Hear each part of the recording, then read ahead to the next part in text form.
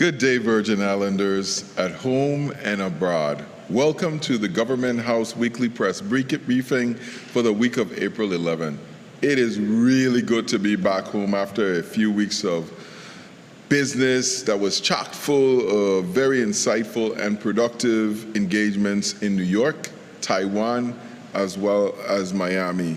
It's really good to get out and see what the rest of the world is doing, get a reality check on tourism, make sure that we have our partners aligned and intact, and to make sure that people know that the Virgin Islands are open for business. We got a lot going on in the Virgin Islands. This morning I was at the Hotel and Tourism meeting for the association, giving them remarks and letting them know about all the wonderful things that are happening in the Virgin Islands. And while I'm at it, there are a lot of things that are going on in sports this afternoon here in the VI. But before we get to that, I want to start to congratulate two Virgin Islanders doing extraordinary things in athletics. The first is our very own Aaliyah Boston, who you know has been totally dominating the women's college basketball scene for quite some time. She was picked last night as the first draft pick in the WNBA draft. Aaliyah was drafted by the Indiana Fever last night, closing an exceptional college career that included a national championship and numerous awards. I think last year she won just about everything there is to win. We want to thank Aaliyah Boston and congratulate her for representing the Virgin Islands the way that she does. Such a graceful and nice young lady. Her parents and her family and all her loved ones, job well done as she enters now into her professional career where we know she will be one of the all-time greats like Virgin Islanders, Tim Duncan. What an incredible accomplishment for a place with only 100,000 people. Talent extraordinaire. Another young lady is making the news as well, Michelle Smith, who is an exceptional young lady hailing from St. Croix. Michelle is essentially a phenom in the sport of track and field, and at 17, she has several gold medals and records to her name already. Michelle represented the territory over the weekend in this year's Carifta Games and took the gold in the women's under 20 400-meter hurdles. Thank you, Michelle. Certainly, I am used to jumping hurdles, but not that kind. And we want to congratulate you on and encourage you to keep doing more, and all the other young athletes out there in the Virgin Islands to do more. Parents, coaches, thank you. These two young women and other young people like them are putting our Virgin Islands on the map in a huge way in athletics. We may be small in size, like I said, but certainly not small in potential and achievement. Congratulations again to Aaliyah and Michelle and everyone who has played a role in their career. Now for our announcements this afternoon. If you've been paying attention, we've been making a lot of changes, trying to make sure that we're getting ready and set for the next 3 years, 9 months of accomplishments. And yes, I have it on a timer. I really love this job, and I'm conscious every day that it's a privilege to have it and that I only have a limited time to serve. So the first 4 years of our term in office, we did a lot. We stabilized our government finances, we restored the people's trust through transparency, and made good on long-standing obligations to the people. We also made significant strides in our recovery and in our transformation into a new Virgin Islands. We are making tremendous progress towards the modernization of our public infrastructure and aiding the modernization of our private infrastructure.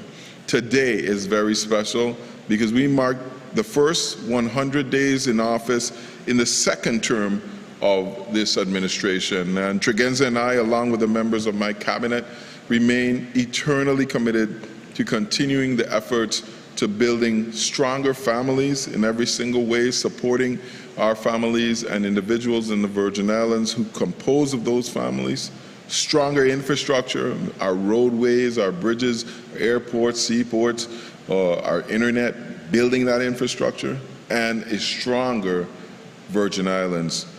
This is most important because collectively we are strong, and you know, as they say, you're only as strong as the weakest link. So our effort is to continually to be pushing stronger infrastructure, stronger families, and a stronger economy. So today it gives me great pleasure to introduce the newest members of my cabinet, starting with our nominee for Attorney General, Attorney Ariel Smith. Ms. Smith, like we have announced her before, but I took this opportunity because I wanted to make sure that you know how meaningful it is to be part of the cabinet and how seriously we take these. She's been a veteran with our Virgin Islands Department of Justice, and she currently serves as the chief of the department's civil division. She's also served as assistant territorial public defender and has worked as an associate in the local law firm. Not only that, but I think she's a Virgin Islander that has participated. And interestingly enough, I'm especially pleased about this pick because she's a businesswoman. And as an entrepreneur in the Virgin Islands, she's actively participating in the public and the private sector of our islands and understands the impact of civil decisions, of crime, of the government's position on policy and the impact that it is to make here in the Virgin Islands. So she's a pick that was well thought out. We took a little while in doing it because we wanted to make the choice that we thought was the best fit, not only for the administration, but for the people of the Virgin Islands. So without further ado, I'd like to introduce you to Attorney Ariel Smith. Thank you, Governor. Good afternoon, Governor Bryan. Good afternoon, Dr. Peterson. Good afternoon to the Virgin Islands community. My name is Ariel Marie Smith, Attorney General nominee for the Virgin Islands. I will begin my brief statement by thanking Governor Bryan for the opportunity to serve. I'm truly humbled and grateful for the opportunity to continue to serve the government of the Virgin Islands and the people of the Virgin Islands. Ironically, today, April 11th, is my father, Paul Smith's birthday. I know that he would be proud to be present if he could. Unfortunately, he's no longer with us, but I take this charge in his honor, as I will do my very best, if confirmed, to honor his memory. Again, I thank Governor Bryan for his confidence in me and for his support. I thank my entire family, especially my mother, Leonie Smith, my 3 children, Camille, Vaughn, and Evan, my brothers Paul and Patrick and their families, my extended family in St. Thomas, Tortola, the United States, and my friends and associates far and near for their well wishes and their enduring support as I embark on this new adventure. God bless you all, and God bless the Virgin Islands. Thank you. Thank you, Attorney General Designee. I always have to keep the title straight. Attorney General Designee Smith will start her career tomorrow as Acting Attorney General. We would like to thank Carol Jacobs for an outstanding job of holding the fort. As you know, Attorney Jacobs is on her way to the Halls of Justice as a judge. She is our nominee, and her hearing is coming up pretty soon. I'm sure she will do quite well there, as she has represented the Virgin Islands well. We wish her the best of luck and a lot of good faith behind her as she takes on this new endeavor. Now today, I also want to announce a couple more changes, and you see Dr. Peterson standing there next to Attorney Smith. You must be wondering, like, what is he there for? So I have been a long time admirer of Dr. Peterson. Back when we served as commissioners together, he did a phenomenal job with agriculture with no money. We essentially were just rubbing pennies together in order to make things work. But during that time, I think he made some real good moves in agriculture. One of the things that I really admire most is the co-op that was formed in St. Croix. Getting those farmers together and being able to get that going was a tremendous effort. Even though in the end, the people who were involved in it didn't do their part and held up their end of the bargain, the effort of the government and the commitment of that administration to agriculture was evident, and it was led by him. If you also remember, Dr. Peterson also led Virgin Fresh, the brand for agriculture that capitalized on the honey and the use of honey. A lot of good things he did in bringing marketing to agriculture. He was also a leadership in terms of going through drought. For 8 years, he worked there at agriculture. So I got to thinking, wouldn't it be great to have him back? So today I want to announce our new nominee for the Commissioner of Agriculture, Dr. Peterson, Dr. Lewis Peterson, who we're pretty proud to have join our team, and trust that he will make a fast journey through the legislative confirmation service. As the farmers know, we have committed to $10 million towards our agricultural product. So Dr. Lewis Peterson will be leading this charge, making sure the farm plan that we have goes into effect, access to water, getting some wells dug and ponds redone in order to be not drought-proof, but drought-resistant, along with a lot of other initiatives, some that he started and a lot that he wanted to get finished. So without further ado, I'd like to call to the podium our new designee for agriculture, Dr. Lewis Peterson. Good afternoon, everyone, and Governor Bryan, thank you for the introduction. Good afternoon, Attorney General Designee Smith, my colleague. And Governor Bryan, I simply want to let you know, and everyone, that I feel extremely humbled here today. Humbled just by the opportunity and the privilege to serve in this administration. I want to also thank you and Lieutenant Governor Roach for the vote of confidence in me. There is no shortage of challenges that the Department of Agriculture faces today. We all know that, that's no secret. But just like you put confidence in me, Governor, I want to also put my confidence in the Almighty God in the first place for guidance, in my family's support, which I know I always have, in the staff, the team we have at the VA Department of Agriculture, in this administration, in the network that we have developed at the UVI School of Agriculture, with our farmers, the legislature, and everyone else. And I'm very, very confident that with this kind of support and faith, all of these challenges we're speaking about, we can boldly face, but not just face them, but overcome them. So I want to thank you again, Governor, for your vote of confidence in me today. Thank you. Thank you, Dr. Peterson. That he mentioned his family, you know his family is supportive because it's his son, actually, who came to me and he said, you ever think about bringing my father back for agriculture? And I was like, you know, I didn't even think he'd be interested. And I reached out to him and we had a good conversation, and that started moving forward. And speaking of children, you know, I have two of my own, and the one is an agriculture major at the university, was just adamant on me. He's like, you better pick a good agriculture commissioner, because we got a lot of work to do. So Samaya, here you go. I think you could check that one out for the box for me as we go along. But our former agriculture commissioner is of conversation too, because we needed him in another role. As you know, Commissioner Nelson did a yeoman's job of bringing cannabis and hemp to the Virgin Islands marketplace, and we need his help again.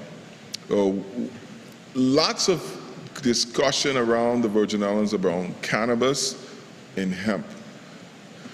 It's more than just the Office of Cannabis that has to deal with it, because you are at the point we have to remember that the Office of Cannabis is a regulatory body. Just like the Department of License and Consumer is a regulatory body, not a promotional one. There are a lot of things that we have to get straight before we bring cannabis to the market in the medicinal realm as well as in the recreational realm. And part of that is, how do we get the departments to get the information they need, the coordination between the police. We need training done for farmers and potential people who want to get into the dispensary business. We need labs set up. We need rules and regulations as far as it pertains to work. How do you handle prescriptions when stopped by police or anybody else? A lot of little fine points that have to work together. How does it integrate integration system? What are we going to do about the unions? If people have prescriptions, are they allowed to be able to operate a vehicle or work in a school? Lots of things to discuss. So Commissioner Nelson, Positive T. Nelson, has been appointed essentially as a special assistant to the governor in regards to cannabis. People don't like the name cannabis czar, but he is the cannabis czar. I think he's been a champion for this industry for a long time, and we are very happy to have him taking up this position. So you will be hearing a lot from him as we move forward, getting people educated on the rules and regs as those comes out, coordinating things between the departments, and mostly education to the public. So I want to thank Commissioner Nelson for his job that he did in agriculture and for agreeing to continually serve us people of the Virgin Islands in this new post. So we're trying to have cannabis sales about in the last quarter of this calendar year, so there's a lot of work to do. Now, in other announcements, as most of you know, it's Carnival, baby, and we're gearing up here in St. Thomas for the Virgin Islands Carnival. And starting to kick off, we already had Prince and Princess, Junior Miss. Want to congratulate those, but this Thursday, April 13th, we have a rare opportunity. Uber Soca is docking in St. Thomas. It's the largest festival at sea and is growing immensely in its popularity. And through our finagling and good business, we got them to stop here in St. Thomas for Carnival. So we're not taking this opportunity for granted as they're going other places, and we want to be the best place that Uber Soca visits during this cruise and make it an annual stop. As a matter of fact, next year, they're stopping in St. Croix, so don't feel left out as the other part of the territory. So because of that, the Department of Tourism has something very special in store for the cruises to make sure that it is not their last visit to our shores. Uber Soca is conducting, along with the Department of Tourism and the cooperation of our very own VI Police Department, a Juve. Yes, that's right. And it's not going to be at 4 o'clock in the morning. It's going to be at 2 o'clock in the afternoon. And what we want is we want people to participate in this because no Juve good without the local action.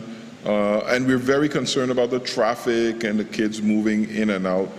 Downtown Charlotte Amala, if you can come in to the Juve, please don't come in the area because there's going to be a lot of traffic as we move this Juve up from Fort Christian parking lot all the way up to Waiko. So in respect to that, public schools in St. Thomas St. John District will be closed at 12 noon on Thursday. At 12 noon on Thursday, April 13th. That's this Thursday. Public employees that are deemed non-essential by their supervisors for that day will be allowed a half day of administrative leave. So the government will be closing at 12 noon. We're going to coordinate that so you can pick up your kids, get home, or get off the streets if you don't need to be, and if you're not participating in the Juve. We're hoping that this opportunity to showcase our Virgin Islands, especially our Virgin Islands Carnival under Uber Soca, will really give us a world stage in terms of competition when it comes to fetting. So remember, that's this Thursday, half day for government workers, schools, as we continue to invest in our territory. Now, lastly, last week we had a measure that I called the legislature into special session. And we did it in a hurry, even though I met with the head of finance committee as well as the president of the legislature to convey the need and the urgency for such a meeting. You know, from the beginning of this administration, Trigenza and I have always prided ourselves on trust and transparency. We want to make sure that we're telling people the truth all the time and make sure that they know where we're headed. We made a lot of promises 4 years ago, and we made good on them. You know, this election season, I made one campaign promise, one. And that campaign promise to you was I was going to fix WAPA. You know, when we're elected to these positions, whether you're a senator, a governor, or a delegate, you're not elected to point out the problems. The people already know what the problems of the Virgin Islands there are. You are elected to figure out the solutions and to put them into action. And that's what we do. Every single day in this administration, we take on the toughest of problems. Everybody knows WAPA is not a popular topic. GRS wasn't one either when we started campaigning to fix that problem. And we were unsuccessful, but we kept trying until we convinced the Senate that we needed to get this done. Ladies and gentlemen, we have a once-in-a-lifetime chance to fix our power issues in the Virgin Islands. It has never presented itself before. It will never present it again. I will not lie to you or mamagai you, as we say, and tell you that this one thing with VTOL is going to fix the power problem. It won't. This is one thing among many steps, a lot of hard work, and plenty money that's going to allow us to fix WAPA. You hear a lot of talk. If you don't trust WAPA, like most of us in the Virgin Islands don't, trust me. I didn't send WAPA to the legislature to ask for a line of credit. I sent my people from the administration to ask for a line of credit. Some of you may be asking, what's a line of credit? If you had a house to build, or you have a house to build, you need some cash to start buying the materials and paying people out. Even if the contractors who work with us, they need cash so they could get the process flowing. Now, say you're building a house for $400,000, that's what a modest house in the Virgin Islands costs these days. We're asking for a line of credit for 1%. So it's like you going to the bank asking for $4,000 to build a $400,000 house. The bank will laugh at you. What are you going to do with $4,000? Buy some floor mat? You need at least $40,000, $50,000 to get started because you got to pay the contractors, you got to buy steel, you got to buy cement, you got to buy whatever. We're going to the legislature and saying there's a $12 billion restoration going on in the Virgin Islands, which is likely to get to 15, 16, 17 billion. We're asking for 1%, $150 million to speed along recovery projects. We have negotiated an agreement with VTOL, which happens to be part of this line of credit that we're asking. We're asking the bank, give us $150 million, so if we need to pay something immediately, we have cash. If we need to fast track getting plans developed for building a new school, we have cash. Because FEMA is really not a funding program, it's a reimbursement program. You spend the money and then they give us back. This is kind of the same thing that we're doing with this agreement. If we don't get VTOL paid, we will be going to rolling blackouts. I don't say that as a threat, it's a reality. The key to getting this agreement is we can't afford to burn diesel. We need propane. In order to get propane, we need to get out of this deal with VTOL so we could buy propane at its cheapest price, which brings down our fuel costs, which allows WAPA to have more money at their disposal to pay their bills. And trust me, they have a lot of bills. It's not an easy road. It's not an easy decision. But the reality of the situation, it's a 4-month loan for $45 million, of which we will pay back by August. We have to. That's our deadline. We're working to make sure that we get the money from the HUD to pay off the entire amount. Boom. That off of the books at WAPA as a debt and returns to the utility as an asset. This is something that I have made up my mind after much frustration that we have to do. Is this the end of the road? No. WAPA is doing good in terms of getting our renewables up. We're going to have over 100 megs of renewable coming out. We have agreements for wind and for solar, multiple agreements in all 3 islands. So we're bringing that along and the renewable along. But at the end of the day, we still need to take care of the debt. We still have some challenges when it comes to oil and fueling these generators, because the Saudis just announced they're cutting back, which means cutting back supply of oil, which means that oil prices are going to be increasing again. Your WAPA bill hasn't increased in the 4 years I've been governor, and I don't want to increase it either. Puerto Rico has increased 7 times since May of last year. We want to make sure that we get this problem fixed. So I'm asking you, even if you don't have any confidence in WAPA, to have some confidence in the Brian Roach administration, your governor, that we can get this problem solved. We just need people to assist us in our quest. And do we have all the answers of how we're going to get there? No. I'm here to tell you, no. We got to figure out some tough decisions along the way to get there. But one thing I'm going to tell you, we're going to get there. As long as this governor have air in their lungs, and I have a legislature that's going to cooperate with me and give us this opportunity, we'll get there. It's been a long time since I've seen you, and it's good to be home, as I said. Good to get some fish and fungi in the body.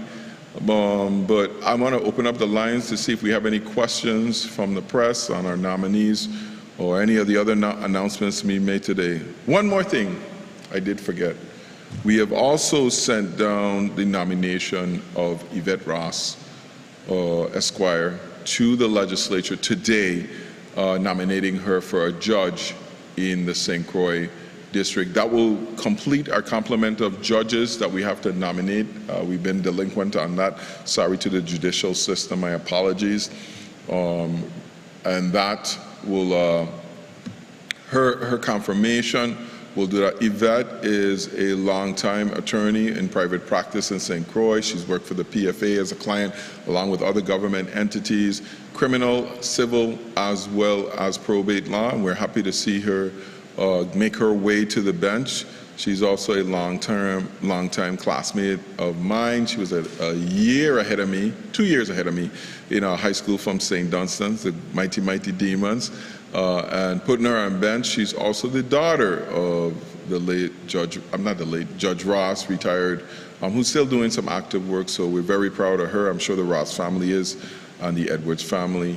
Congratulations, Yvette Ross Edwards. Questions from the press? Janika Simon? Governor, can you hear me? Yes, I can hear you fine. Okay, thank you very much for your time today. Nice to see you after your travels. I just have a question on whether you can share any insight on the status of the VTOL agreement as it stands, because last week during the Senate session, the date of April 14th for that initial $45 million payment was called a drop-dead deadline. So obviously, the legislature is going to be meeting on the 14th, so that line of credit will not be voted on until then. Does that really imperil the deal? Do you know if VTOL has agreed to wait? Can you give any insight on that, please?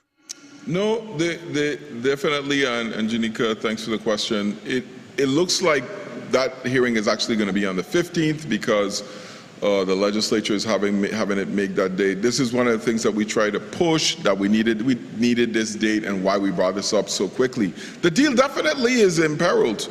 And you know, I hear a lot of talk about VTOL and beating up VTOL and what we should do to VTOL. Let's get it, let a record reflect. I don't know what happened between the time we made the deal and the time the $180 million or so of this was done. I don't know what happened in the middle there, but we've assigned auditors, the IG, everybody to look at what happened. And so far, yes, it could have been managed better, but no criminal intent. The second thing I want to say is that when we made that deal, we were in a bad space. We haven't paid VTOL for a year and a half. When I say we, WAPA. On year one when they came in here, WAPA was delinquent in that payment, and they have gotten in a worse and worse situation because they just didn't have the money. So yeah, it's good to be diligent in terms of VTOL, but the reality is VTOL has been a good partner to the Virgin Islands in terms of keeping the propane flowing even though we owe them money. Whether the deal is good or the deal is bad, the fact is that the people of the Virgin Islands signed the deal. I can't say that MAP signed a deal that I can't, the racehorse thing is a mess. Anything that the previous governor signs binds this governor too. And we've been working with them. So we're not sure you know, we're in talks with them, but we're not sure what impact this has on the deal, and it may make the whole thing fall apart. Hopefully not. But I said if that happens, you know, if the legislature chooses not to cooperate with us, we don't have much choices, and I don't hear any being offered solutions by the legislature. And I don't want to have to be the bearer of bad news, but if we got to figure this out fast, otherwise WAPA's are going to run out of money.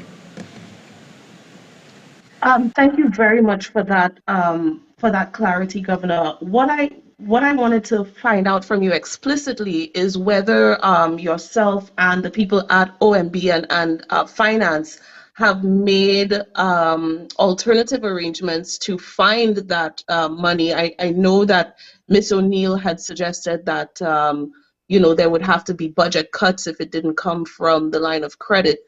But has that been identified or we are looking for solutions, but the reality is we cannot pay anybody without a budget appropriation. So if there's no appropriation to pay it, technically we can't pay it. Now there's some ways around that, maybe, but technically I want to do the right thing. The legislature has to approve us spending any money out of the general fund.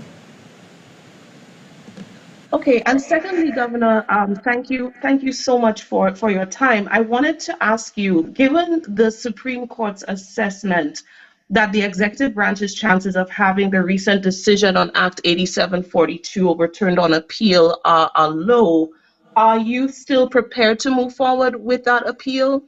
Absolutely. We have a myriad of issues in there.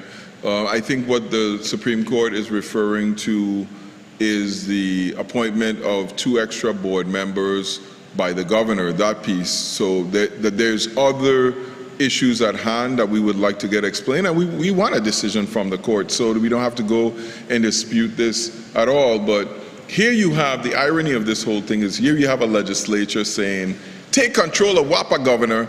Is the same legislature that made the legislation move so that the governor has less control over WAPA and they are left more to their own desserts. So it's kind of confusing in what the message is that is trying to be conveyed here. Do you want us to take control of WAPA or don't you want us to take control of WAPA? So, and anyone could see that's all the legislation did, because now that we've taken out the other 2 government members, everybody else on the board qualifies for the board. So is that the whole notion that they're not qualified people on the board is really moot. The people who were there already qualified, but we are making some moves on the board to try to change it, but we want a definite decision from the Supreme Court. Finally, from me, Governor, is it time for a combined effort, kind of like what happened between the executive and legislative branches on the GERS legislation that finally, you know, got moved forward and approved? Is it time for that kind of inclusive effort to come on the WAPA issue?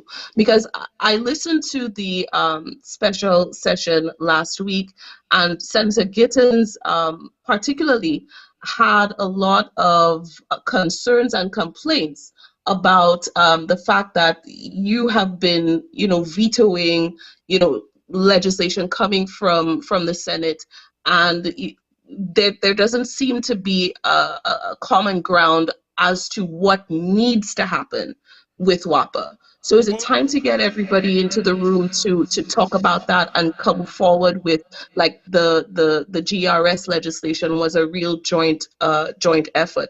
What do you think about that? I like what you said about that with Senator Gittins, because the one thing he's good for is concerns and complaints, and the other thing he probably wants is credit. But the reality is that he doesn't come up with the right word, the S word, solutions. We had a meeting with the entire legislature where they had the opportunity to offer any solution they want. When we send something to the legislature, they have the ability to amend it, clip it, cut it, change it, submit something else. It's not my job to issue legislation. They don't need me in order to create the legislation that they want.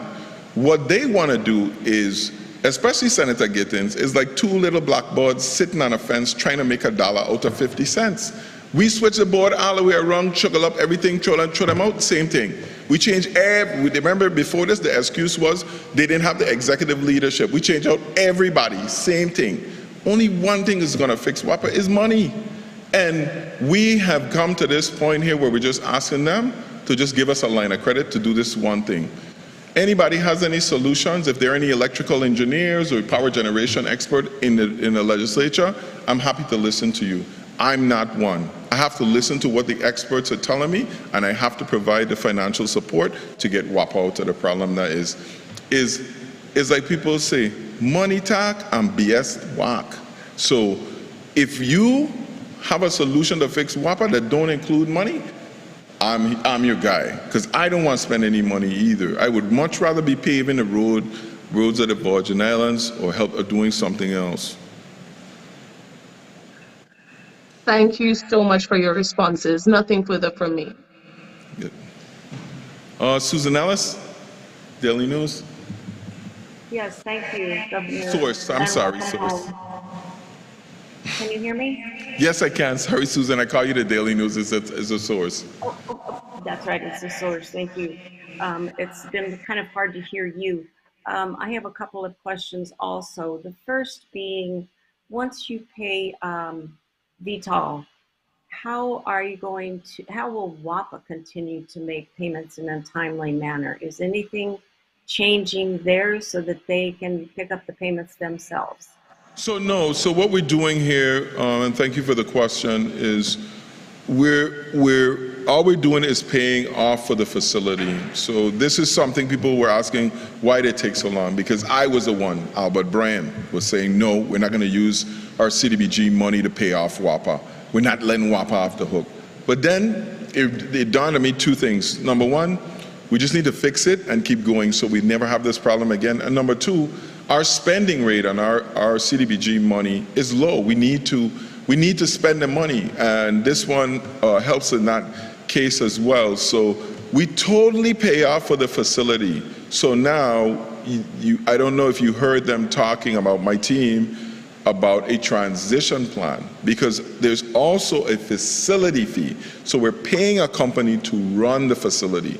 One fee we're paying is for the debt of construction, the other one is a facility fee. We have to figure out how we transition the facility fee back to WAPA. So whether WAPA will be running that themselves or they will continue to contract, as well as because during that period, we have a period where we need to buy supplies from VTOL, what the price of that fuel is going to be at. So that's what we're working on now. And are those last two things included in the line of credit? No, the other two things. Yeah, those are not on the line of credit. It's essentially, I mean, for those of us in the business world, a bridge loan. Because we couldn't get the $145 million approved in 60 days, which is when, this is just, to VTOL, this is just a good faith credit. They're saying, okay, you guys serious this time. You're really going to give us the money and pay this off. We knew it would take us at least 6 months to secure the paperwork needed for the federal, access to the federal funds. So that's why by August, we have to have this completed. We would then pay back the bank the $45 million, and then we'll start at zero again, doing the rest of the projects that we have planned. Great, thank you. And can you give us an idea of what are the first things that you want your new commissioner designees to accomplish? I could speak to the AG first of all. We've had a tremendous time getting attorneys recruited, creating stability in that office. That's one of our top priorities. We recently approved a new pay plan from the union that represents our attorneys, so that's going to help our starting salaries and what we're paying our attorneys to retain them. We also, I always get this wrong, but attorneys are allowed to work in the Virgin Islands when they come unbarred, if they work for the government, I think for 2 years.